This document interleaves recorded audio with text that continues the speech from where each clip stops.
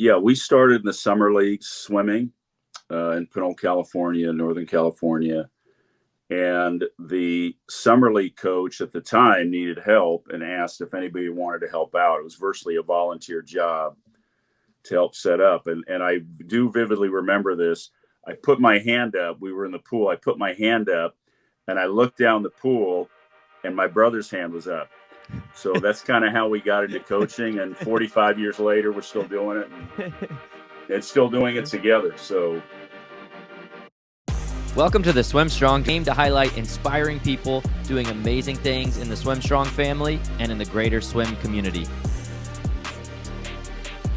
All right, I'm here with Coach Ron and Coach Don Heidary from Orinda Aquatics, who have done some incredible things in the swim community over the last several decades, and super excited for everybody to get to hear more of their story and some of the amazing things they have to offer. But before we do that, we got to get into our rapid fire questions. So, Don and Ron, are you guys ready?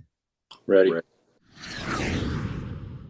All right, let's do it. We'll go Don first and then Ron as quick as you can answer them. First question, what is your favorite candy? Keto peanut butter cookies. Ooh. Malted milk balls. Nice. Awesome. Don with the healthy candy there. I don't know. I didn't say healthy. I said no sugar. Malted milk ball is a good one. I love that one. All right, next question. Who's your favorite all-time cartoon character? Spider-Man. Speed Racer. Oh, yes. Good stuff. How about favorite movie of all time? The Lion King. Original. Yes. Little Mermaid. Original. Disney. I love it. All right, next up. Where is your favorite pool to swim at in America?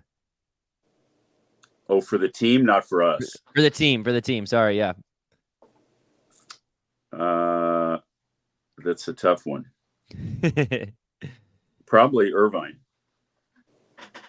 I would say Federal Way. Those are Washington. both beautiful facilities. Yeah. What is your go-to swim meet meal as a coach? A salad. Sorry. Good, man. For me, it used to be the breakfast burritos, but I changed my diet to healthy, and now it's a lot of fruit. It's awesome. All right. If you guys were stuck on a deserted island and you could only pick 2 people from your team that you could take to try and survive with, which people in your organization, could be parents, athletes, or other coaches from Orinda, give you the best chance to survive? It's hard to answer that question because if they listen to it, right? I mean, our board of directors is amazing. They kind of steer the organization, and I take anybody on our board of directors. So you're going with the board of directors. Yeah. All right. I would too. Any 2 on the board would be awesome. Guys got a good solid board. All right. And last question for you guys. What's your favorite thing about the Swim Strong Dryland program? I would say the passion and enthusiasm and expertise that the staff provides. I mean, obviously, there are a lot of cookie-cutter dryland programs. There's anything you want on YouTube, but it's your energy and passion that I think separates and elevates your program. Thank you. I would say, well, it's the way it's structured that the kids can go through it efficiently. But within that, I would say it's the balance of strength, flexibility, injury prevention, all those things that make it complete, which a lot of programs don't have. Well, that's awesome. We hope you're enjoying this week's podcast. We want to take a quick break to shout out our sponsors. Resistance bands are a must-have for dryland. Elite Athlete Power Band kits are designed to give you a cost-effective way to improve performance and reduce the risk of injury. These high-quality kits last longer and are versatile enough to provide total body workouts anywhere, anytime. The levels of resistance are ideal for progressing youth athletes without weight increases that are too large. Go to the link provided on the Swim Strong Dryland website, click on the training tab, and search equipment suggestion lists and get your elite athlete resistance bands today. Attention all high school and club swimmers and divers. Are you ready to take your talents to the next level and dive into the collegiate scene? Look no further than ACC Recruiting, your premier destination for college swimming and diving recruitment education. At ACC Recruiting, we specialize in connecting student athletes with the perfect collegiate programs that match their skills and academic aspirations. Our experienced team will guide you through the recruitment process, providing personalized support every stroke of the way. Don't let your dreams sink. Visit ACC Recruiting today and make a splash in your future.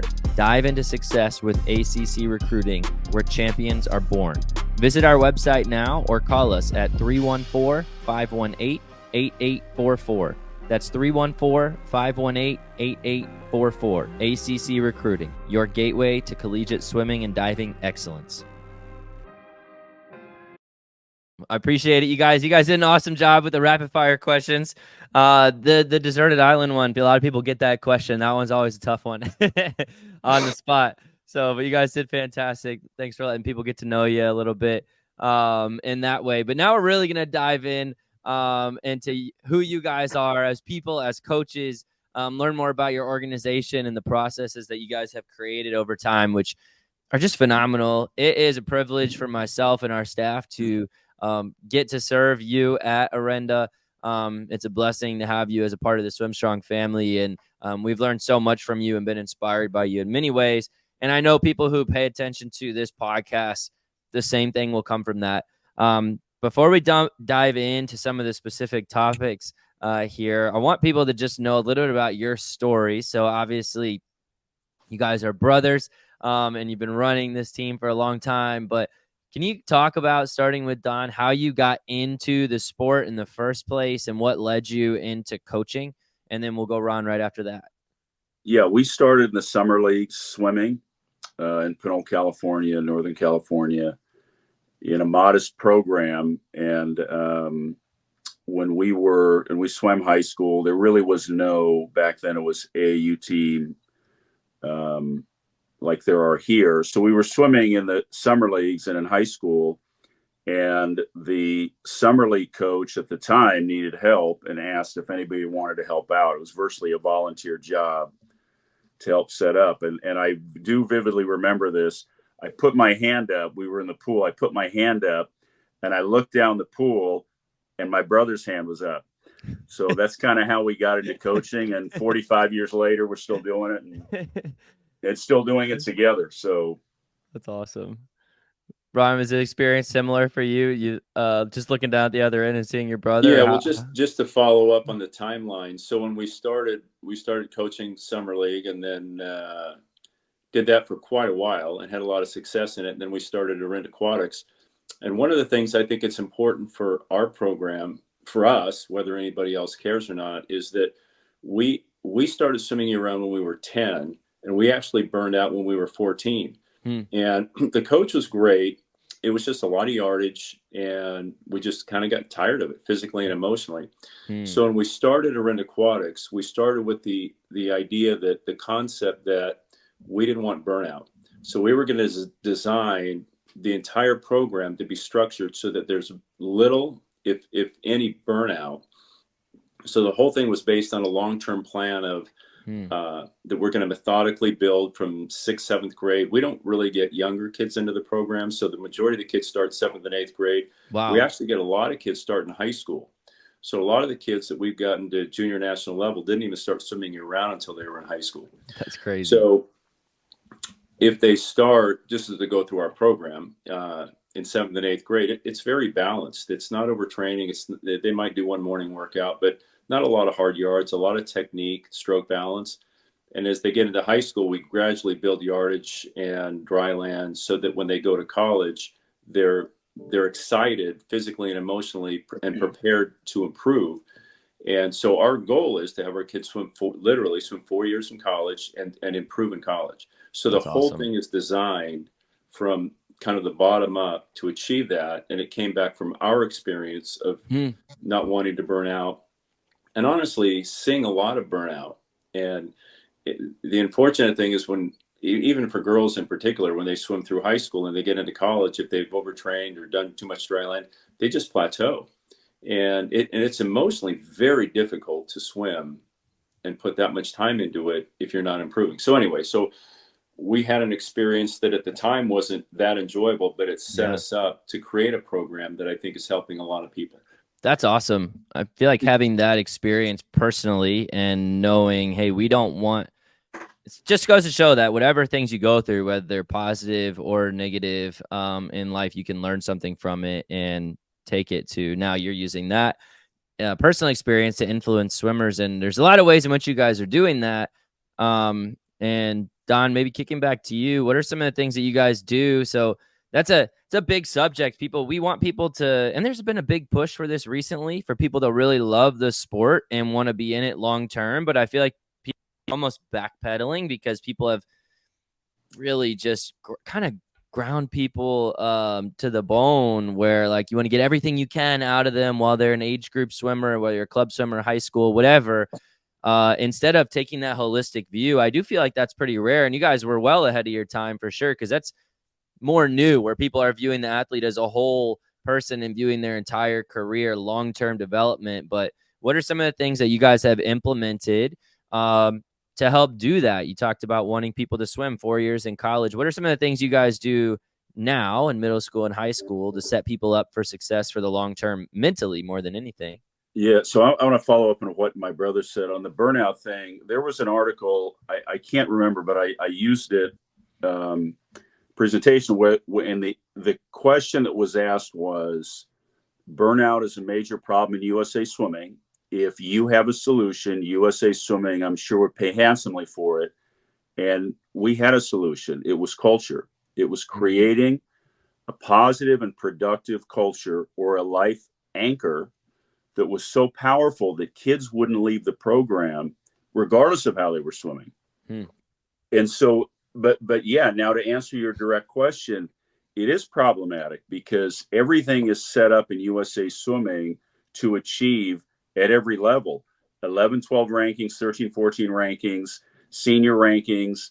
And so if you're an age group coach, you want to produce because it helps your resume. If you're a senior coach, you want to produce because your kids are going to be leaving, right? And you want to look good relative to your peer group. So the system is set up to push kids to develop as soon as possible, because coaches know they don't get any credit for you when you leave. And a lot of kids don't even go back to their club teams when they do swim in college. So what we do is, it's the whole culture of the program that is, it's positive, it's life affirming, it's relationships with the coaching staff, it's team unity, it's value systems.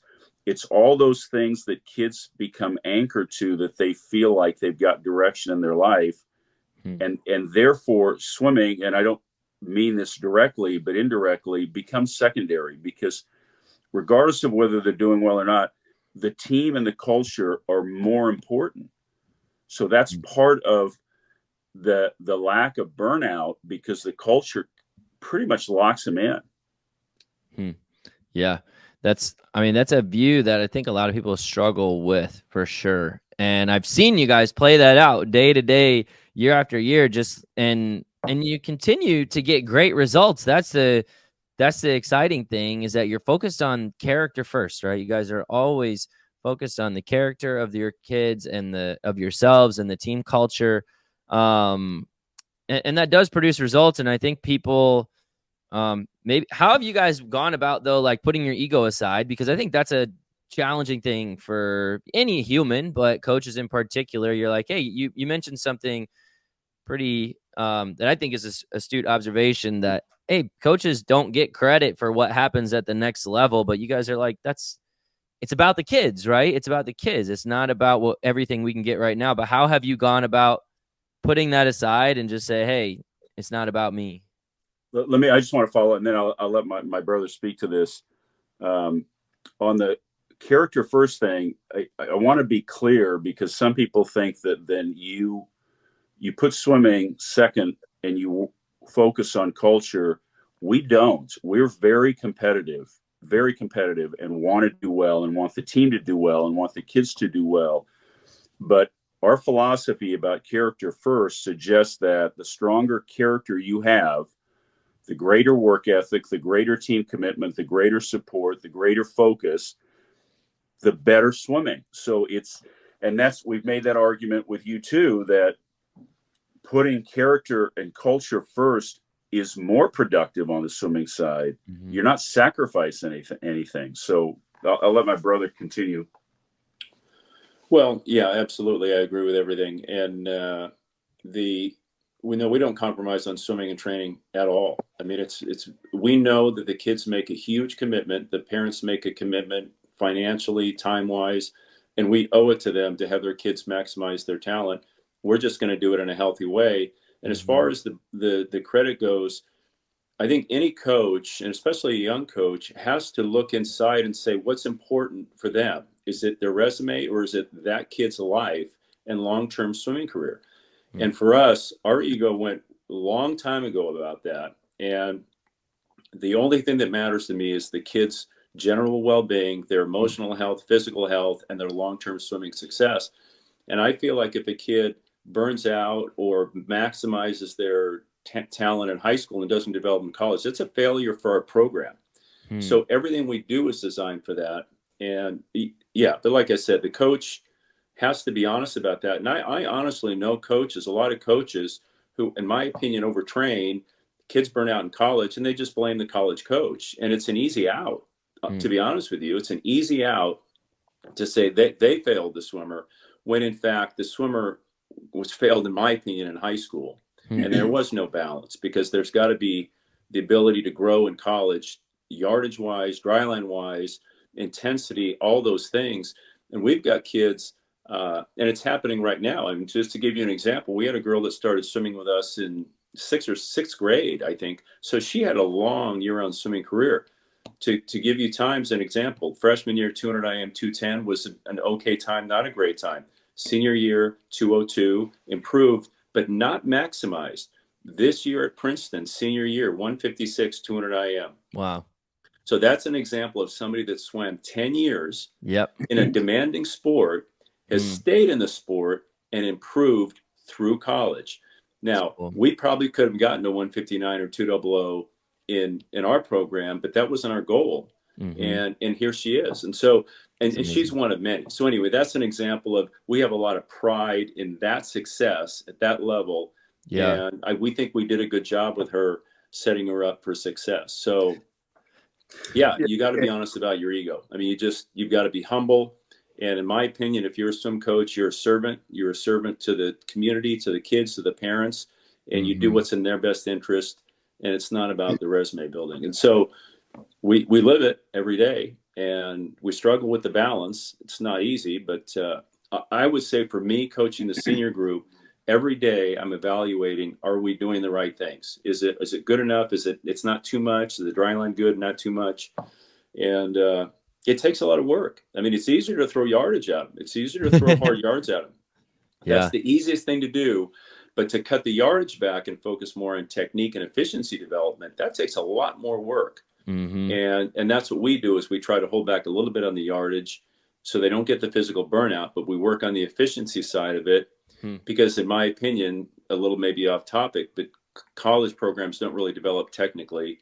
And so you've got to go into college prepared technically. So we focus on that as an emphasis with good yardage and good quality training, but not overtraining. Awesome. So that's my answer to that. And Eric, on the ego side, we feel as much pride with somebody that gets an Olympic trial cut in college as within our own program.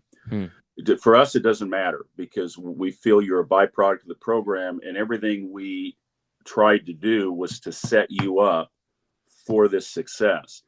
We have 2 banners at the pool. One is Olympic trial qualifiers. We've had 28, and wow, it's pretty good.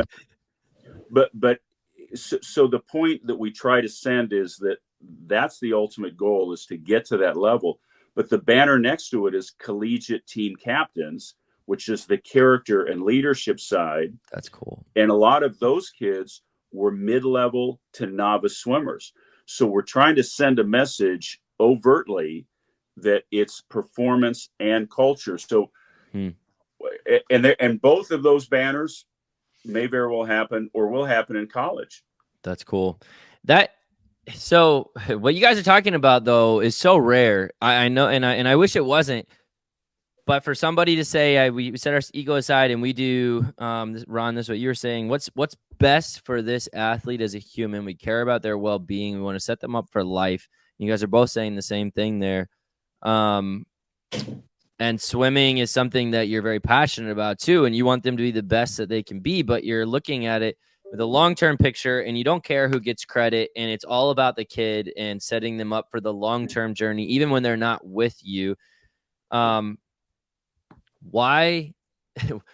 What do you think the problem is in USA swimming that's not common? I mean, I would say 95% of teams don't think like that. They may talk like that. But they certainly don't walk like that. And I'm just curious, like being in the sport for as long as you have now, if you were in charge of USA Swimming and you said, this is the first thing we're going to do, or this is the first thing that I would see that we could change. There's a big question, and maybe there's no answer to it right now, because I know it's a lot of hard work and personal relationships. But what do you think the problem is that like this isn't happening yet, like, in most places? Well, with all due respect to USA Swimming, the structure is not built for it, because everything is rewarded. Right? Whether it's national junior team, coach selection, everything is based on performance. So if we abandon our philosophy, doubled the intensity and the yardage, and had 5 kids swimming at, national top 5, whatever, then we would be lauded as amazing coaches, when it may be the exact opposite. And part of our philosophy is not, a coach shouldn't be measured by the top 1%. They should be measured by how well everybody does in their program. Or is it the rising tide, or are you focusing on 1% of your team?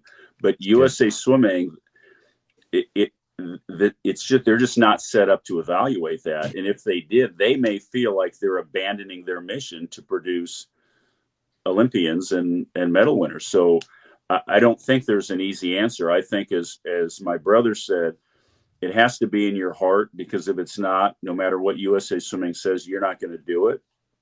And we've talked a lot about coaching as service and being a servant. And if you don't feel that, there's not much anybody can do. Yeah, and I'll add, just to be more specific, and whether it's sensitive or not, in the early years of us doing this, we watched massive burnout of teams in Northern California and all of California. There were groups of people that we would see, probably 80% of the national level swimmers, boys and girls, and in particular girls, completely burn out in college, and some of them not even finished high school.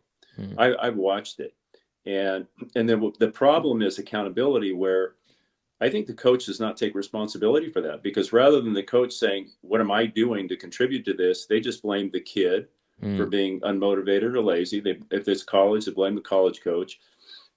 And I think if you've got 50, 60, 70% of your kids not developing in college, I think you got to look in the mirrors, to be honest with you. And I just think they're not willing to do that. And it's hard to do that, to be honest. It's really hard to do that. And so, but I think it's more, to answer your question, it's not a United States swimming issue. It's a personal and spiritual issue. I mean, to be honest with you, for your own accountability. I mean, we have a responsibility in our life path to this. So it's so much bigger than a resume. And so if a coach doesn't get to that point, then it's a resume. Can you guys? I'll give you another example, though. Go ahead. Going way back to the early years, we had a talented swimmer named Kim Vandenberg, who was the best swimmer that came out of our program. And she was very talented. And we trained her reasonably, moderately. She swam 4 years at UCLA. She swam past 30 at a national level. And to give you an example of her times, she was a butterfly, or 200-meter fly with us. I think she was 2:16 or 2:15, which was 20 years ago, which was very fast. Yeah. She ended up going 2:06 when Wow. she was 23, 24 years old. Wow. Second fastest time in U.S. history. And so she was prepared physically, emotionally, to develop. And we didn't get credit for her. She got second Olympic trials 3 times, I think, but we didn't get any credit for that. But we didn't want credit for that. Mm-hmm. And the college coach should get credit for that because they've done a great job. But anyway, we have so many kids like that. And again, that's our purpose. That's awesome.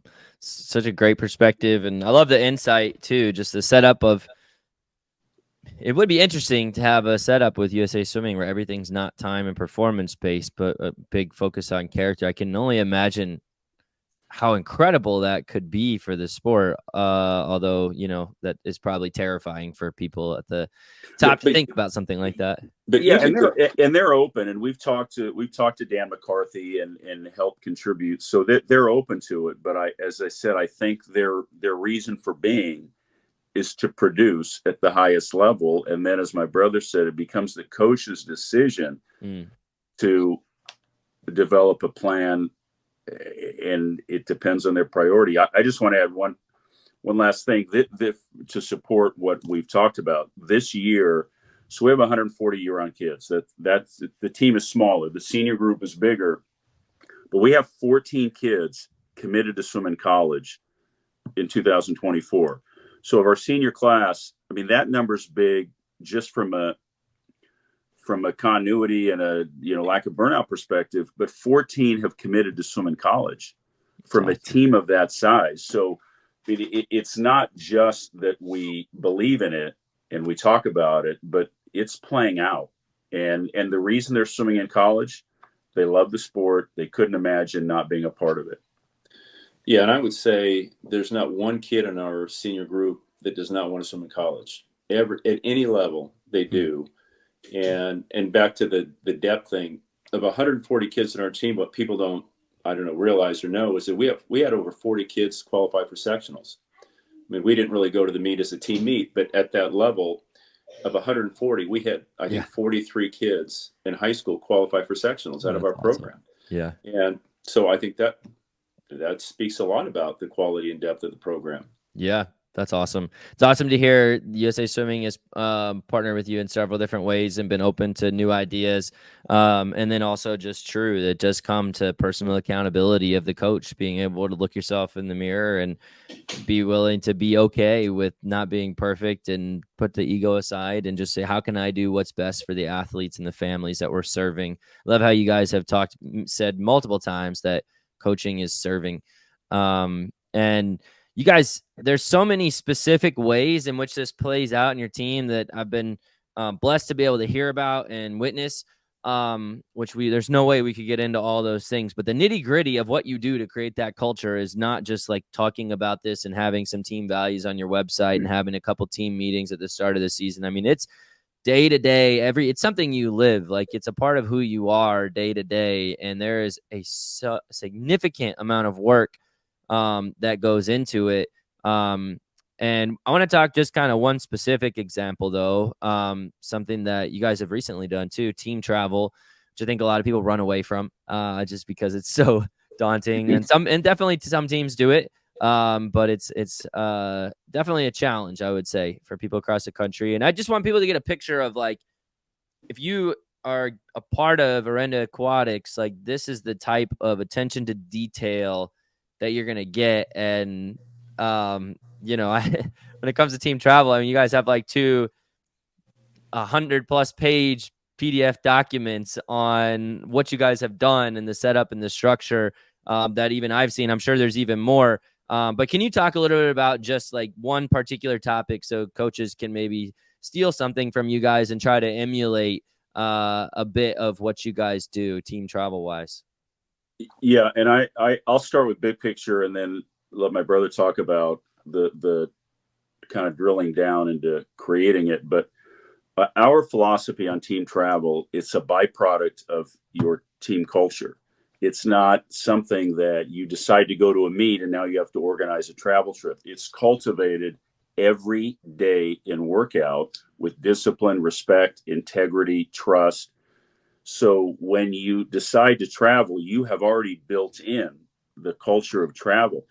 We look at team travel really as the identifying event of our entire team, because it merges culture and integrity, right, character with performance. So for us, it's important. We make sure the kids know that impeccable is what we're looking for in every way. And so that's the main thing, is that I think coaches, you either don't have the respect of kids, or there's not discipline in the program. And then you walk into a travel trip and you wonder why there's a problem. The problem existed long before the travel trip.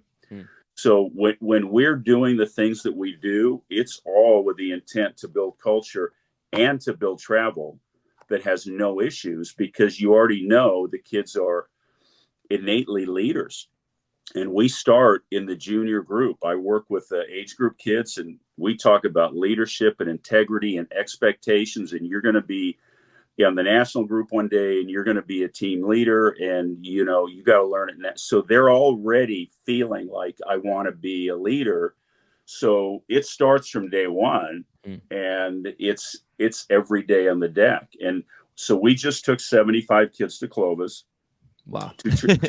Two charter buses, 3 coaches, no parent chaperones, and 0 problem.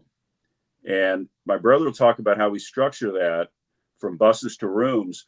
But our point is, we've already done the heavy lifting to make sure there's no issue. But on the surface, if you took 75 teenagers on a travel trip, you would just assume there's going to be some major problems. For sure. I'm not trying to make light of this. For us, the biggest problem is you left a cup on the table for somebody else to throw away. That's like our big problem that we get upset about. So my brother spends countless hours organizing, preparing, and so this thing flows. So I'd like him to talk about what goes into that. Yeah, my job is easy, but like he said, I think we can't underemphasize the relationship with the kids. If you go through your roster of every kid that's going to travel, and you have even the slightest question about trusting that kid, that's a problem. That kid either shouldn't go on the trip or should not be on your team. And as we go through the 75 kids, I would unquestionably trust every single kid, because I know them, and I would trust them without hesitation. So you've got to be at that place. And so we go through that. Like I said, if there was a kid that we thought, oh, this kid's going to be a problem, why are they in your program? I would just ask that kid. We would have a conversation. That kid probably leave. So we don't have those kids at all in our program. And we do talk a lot about leadership. So if we've got senior kids, I think we have meetings with them about the trip, and their mentality is not, what can I get away with? It's, how can I make a difference in a young senior group swimmer? How can I be a role model? Yeah. And so we talk so much about it. So they're looking at it. And the way we group the rooms is we put senior, and then mid-grade, and then freshman. So there's leadership at the top, and then there's some experience, and then there's a new kid. And we tell the senior kids, you can change this kid's life if you're a good role model and a leader. You can change the direction of their swimming career. So they're so excited about being a leader and being impeccable. They're not even thinking about, can I sneak out of my room or do something stupid? They don't, that's not in our mindset. So anyway, everything is planned out to the detail. The buses, who's on which bus, how we organize it. The rooms are planned out very carefully about personalities, maturity, all those things. We have very little downtime. So everything is just structured to the detail. And we have meetings. We have meetings about the rules and guidelines and expectations. There's no deviance from that. I mean, on time is 5 minutes early. And if you're a minute late, the bus is pulling out and you got to Uber. I mean, it's those things where we've got 75 kids 5 minutes before they're on the bus. And I just want to add to that, just so you know, because this is pretty powerful. So 75 kids you'd think would be hard to manage. On the buses, each is assigned to a bus. And when they sit down, we tell them, this is your seat for the trip. Do not sit anywhere else. So we can take roll in 30 seconds. Is everybody here? They look around. Yes. There's no checking names off, calling names. So every time we move on the bus, it's done in 30 seconds. Wow. You know exactly who's missing. Everybody's there. So I mean, just think about how much time that saves, and you never leave anybody because you know. No, it's a big deal. That's awesome. So that's one key thing we do. And then, as Ronnie said, on the room captains, they take that role seriously. And we told the room captains, we're not managing 75 kids. I mean, think about it, Eric. We're not managing 75 kids. We're not managing anyone, because the room captains are proven leaders. They're now managing their room, and that's get down to breakfast on time, be in team attire, make sure you're on the bus, warm down, stretch out, take a nap, what time to go to bed. They're doing all that. So, I mean, I don't want to sound like we don't do anything, but we're not worrying about the kids. It is awesome. All taken care of. That's really, those two things are probably the key things for management. And then the other thing about like hotel organization, we're very strict on the rules, and the rules are when you're in your room, you don't leave. And if you need ice, if you need a toothbrush, you call us, ask us if you can go, then you go, and then you come back. If anybody's out of the room, which they generally, I've never seen that, we would have a conversation about you leaving the team. And we tell them that, because if we can't trust you, then we don't want to coach you. So it's the rules are you're in your room without exception. If you want to go study in the lobby or study with somebody, you go to the lobby and then you go back to your room. And that's it. And there's this zero deviance from that. So go ahead. I'm sorry. No, those are the hard rules. And we talk to them about safety. And I give them this example of, and it happened like 20 years ago. There was a college, we had a kid in college. They were at a training trip, and I found out the next day one of the kids had died. And it's like, how could this happen on a training trip? They were in, I think, in a beach city, and a couple of kids left the room late at night, went swimming in the ocean, and the kid dove in and hit his head and died. Jeez. And so I tell them, you think it's going to be okay? We're not taking any chances. You do not leave your room under any circumstances. And we tell them the number one priority on this trip is your safety. Yep. Absolutely, your safety. Your parents are entrusting us to bring you back safely, and we're going to do that so you don't break any rule. So it's a safety issue. It's just a responsibility, integrity issue. So for us, like I said, you're in your room. That's it. If you have a question or issue, you call us. If you're out of your room, we have a conversation about leaving the team. So they know that. And I don't think we really never ever get to that point, but they know how important it is and how serious it is. Yeah. So like I said, all the details are planned out. That's very awesome. little downtime. And it's all structured, and we have great meetings. I mean, my brothers should talk about the meetings we have every night, and it's the highlight of the trip outside of the swim. Before we, and I definitely want to hear about those meetings too, but before I forget about this, I think this is something that people might not realize or think about. You can hear like all these things, and for some coaches they'll be like, it's too good to be true. No one has like that type of discipline on their team, but you guys really do. And it is something that you work crazy hard for. But that you have that the kids are just awesome too. Like you just have awesome kids and awesome leaders. But I think too, sometimes it can be daunting to hear like, okay, here's all the rules in place and here's the things that have been set. But it's not like, so someone might hear that and be like, oh, that doesn't sound like a very fun team to be a part of.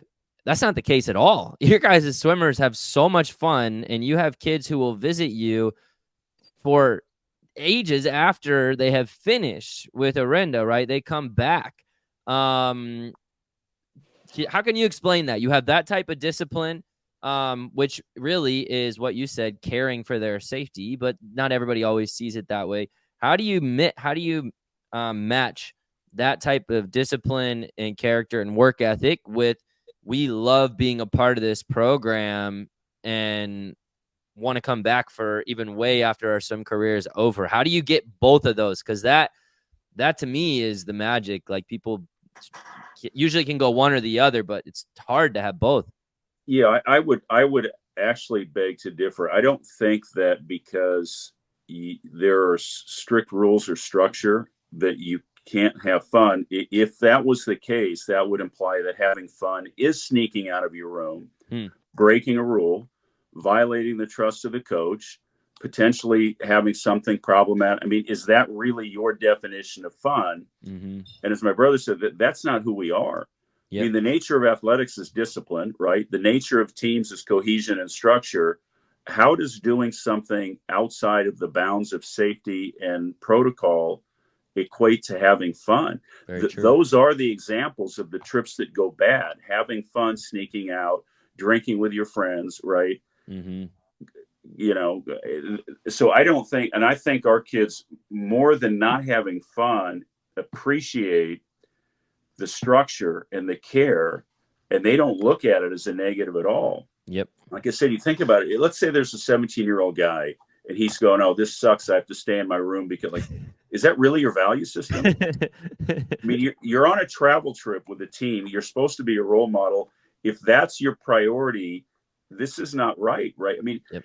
So I wouldn't equate the two. And the structure, again, if you're hitting kids over the head with rules and rules and rules, yeah, it can be onerous. But if you're every day connecting with them at a human level, and they know that you love them and care about them, and you know you have a strong bond, and then you say, "Do not leave your room unless you call me," they say, "Okay."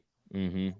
So yeah, that's the key. That right there is exactly what I was looking for. People a lot of times think that in order to be that disciplined and be able to have people, you know, really hold themselves to a certain standard, like you can't have a strong relationship with them. There has to be a distance. Like but that's, I think it's the exact opposite. Like you just said, having that relationship and then being able to set those, like it's not the opposite, right? Like you have that relationship first, and then it makes everything else. There's a certain level of trust that you've established. Yeah, and we talk a lot about the responsibility, like my brother said. And I've bluntly told kids, if you want to be responsible for 75 kids, you can do it. But I am now, and you're going to do exactly what I tell you to do. So you choose. I mean, they know, and you know, you might think it's a little silly. The same kid that's going to backpack through Europe over the summer on his own can't leave his hotel room to get a pillow without calling a coach. That's the rule. Mm-hmm. Yep. No, that's a really good way to put it all. Rod, did you have anything you wanted to add to that? Yeah. Well, what I would say is I think that the kids that we have, and I think most swimmers are naturally structured and disciplined and have strong values and integrity. They appreciate our system.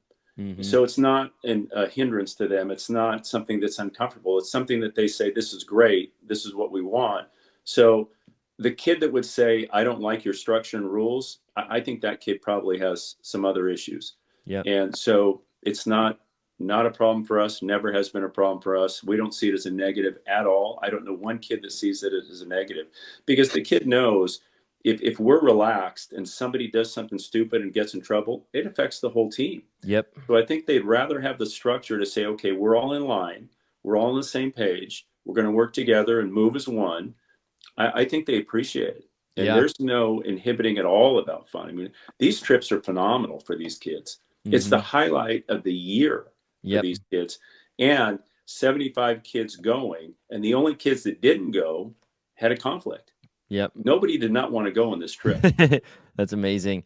And I think it also goes to show like discipline ultimately leads to a lot more freedom. People look at it as the opposite. Oh, discipline is like restricting chains, keeping me from doing something. But the people who are not disciplined are the people who end up being kind of in chains, so to speak, for their entire lives, because they never get to do anything they actually want. You have to have discipline to have freedom and to be successful and to have fun. So I do think that those structures, just for coaches, I know there'll be cynical coaches watching saying like, that can't be reproduced. We can't do that. Oh, I don't want to, my kids they have fun or this or that. And I just think it's so silly to it's an easy excuse to be like, I don't want to put in the work that they're putting in to create that type of team culture.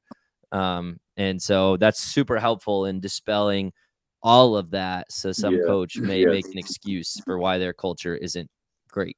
Yeah, no, it's the opposite. So we give out, when we get back, a post-Clovis evaluation. So we ask them to review their 3 main races, and we, with the sheets laid out, time, pace, race strategy, walls. I mean, so we want them to think about their main races.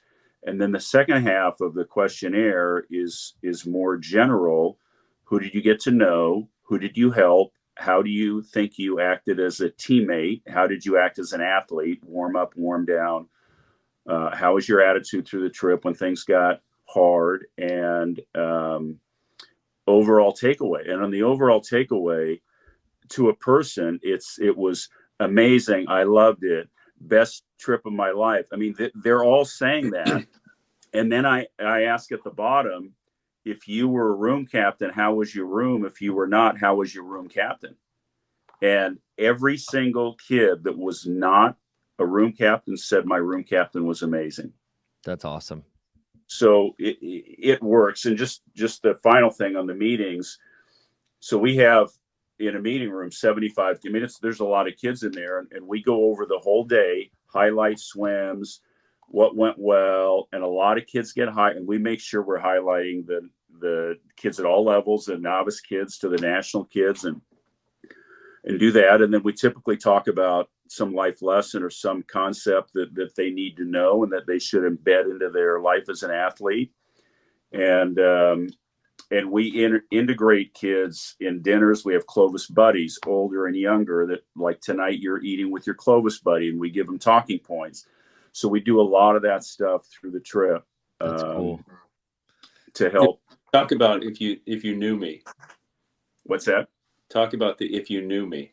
Yeah, so I gave everybody an index card, 3x5 index card, and with a sheet of paper, and they had to write on one side, general, your name, age, grade, school, your previous swim team, your most positive swimming experience outside of racing.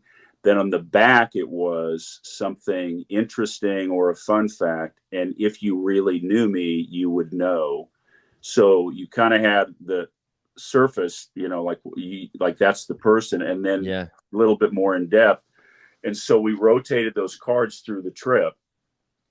That's awesome. And I would read some of them and some of the fun facts and things, and kids would try to guess. So, I mean, we do a lot of that stuff during the trip to keep bringing the kids closer together. That's so cool. Being able to bridge gaps too between people who maybe wouldn't have otherwise spent time with each other, maybe wouldn't have been friends otherwise, and you guys are teaching them things that are going to make them incredible in the working world too. You're going to teach them things that are going to make them successful in being, raising a family, being in a community. Like, you guys are teaching people things about actually caring about other people in different life situations. And what you just said, if you really knew me, people know the surface of someone, but like teaching them how to get to know people on a different level that actually matters. Like, those are things that coaches hope happen organically, but that's really hard for that to just like, you need to have a structure and a system where you can, one, make people have a culture where people feel comfortable being vulnerable, being open, sharing those types of things. And two, lead by example and set up processes and systems and things that give people the freedom to walk out the things that you want to see happen. It doesn't just happen. And this is giving, I'm sure, people, coaches watching this specifically, and athletes, just brains turning of like, what can we do to really get to know our athletes better and to help produce this type of a team culture? Me personally, I just think is revolutionary. I mean, I think it's something that everybody should be focused on, is the whole person, and coming up with systems to give avenues for kids to be leaders. You give them autonomy too. We were talking about the rules and all the things that people follow that give them discipline, which allow them to be successful and safe. But you also give them a lot of autonomy, and you have different leaders of rooms, and you have dryland leaders who lead different groups, and you have all kinds of different leadership opportunities where you're just like, do your thing. We're here if you need us. Yeah, definitely. And I just follow up on one of the things you said about culture. And so typically it's organic. If you have fast kids, or you have positive kids, or you have negative kids, and it just flows with whatever that leadership dynamic is. So we take the opposite approach. We define a model that we want, and we manage it every day. So that's why there's consistency in team culture and performance. And I think a lot of coaches kind of go, oh, we've got a great group this year, and things go well, and then they leave, and then you don't have such a great group, and now you're struggling. But from 10 years old to 18 years old, we manage to the level that we want the team to operate at. That's awesome. So we don't have ebbs and flows, and we don't have to rely on, we have a good group or we don't have a good group. So. Yeah. And as far as that goes, there are no egos on our team. It's, to me, that's like you just put a ceiling on your swimming career if you have an ego about who you are as an athlete. And I think that helps. And it helps the kids respect all the kids on the team at every level, because I think our team looks at their peers as human beings, not fast or slow. And so that's why I think there's a lot of harmony.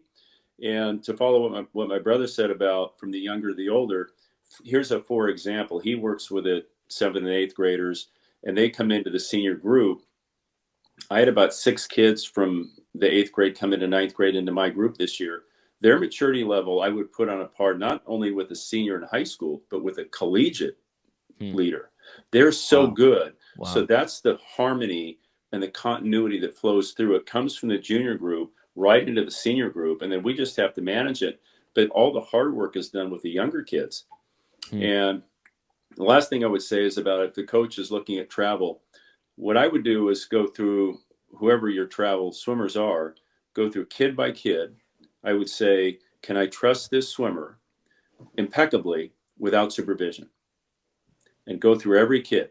And if you can't, that's where you have to start your work, not on the travel trip.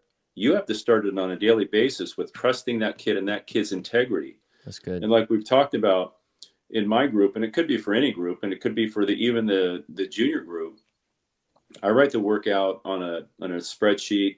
Every lane has the workout, and the kids do it without me saying a word. And they would do every set, every lap, every stroke count, every interval, descend, whatever it is, without me saying a word, to the point that I could walk up the deck, and they would finish the workout impeccably. So I know I trust those kids. I trust them in any situation. So the first thing you have to do is get to know your kids and how well you trust them and what's their integrity level. And that's where the work has to happen before you go on the travel trip. Then the travel trip is easy. And I think the Clovis trip for us, it's easy and it's enjoyable because there's no issues. So that is awesome. That would be my advice, but that's where the hard work is. The daily understanding of your kids, the teaching, the mentoring, that's where the hard work is. Yeah. You guys are doing something truly special. Really thankful for you guys' time on this podcast. We could go for all day long. We barely even gone into a couple topics, but this gives people a really great picture of what you're doing. And I think coaches who are doing what you're doing are the unsung heroes of the sport and in this world, making an impact on people that goes far beyond what anybody can see in the pool. And obviously that impact is real too, with you guys producing just constant, success after success after success, year after year. But even more than that, I can't state enough the success in terms of helping set kids up for life, to be confident, to be successful, to be world changers, to be leaders. You guys are unsung heroes, and I would love for more people like you to have a platform to continue to make change and continue to influence people around USA Swimming and World Aquatics. And I really appreciate you allowing Swimstrong Dryland to be a part of the Orinda family. It's a blessing to be a part of your guys' lives. And so thank you guys for everything you're doing, and thank you for your time today. It was a pleasure. Thank you very much, Eric. Yeah, thank you. Really appreciate it. If you enjoyed this episode, subscribe to our YouTube channel to catch a new episode each Monday. You can also check us out on social media at SwimStrong Dryland. If you would like to join the SwimStrong family, visit our website at swimstrongdryland.com.